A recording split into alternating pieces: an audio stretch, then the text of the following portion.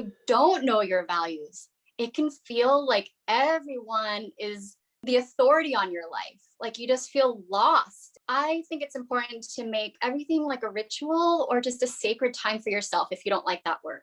It's really just saying, I'm going to schedule 20 minutes, no kids, no nothing, right? Just you. And you journal it out and you're just like, if I was my ideal person, like the highest version of myself, not if I get that degree, when I do this, no, right here, right now.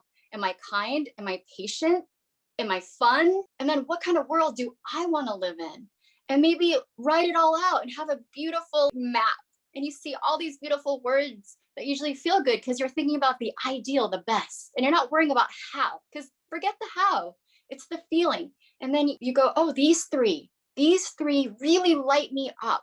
And what I'm going to do with that is start acting like that right here, right now. And then maybe get a buddy and be like, these are these 3 values. Can you hold me accountable? It takes a whole balance of reflection, intention, and have fun with it. And then the perfect part is you get to reassess your values at any time so that it aligns with you and you keep changing and growing. And that, my friends, is how you find your values.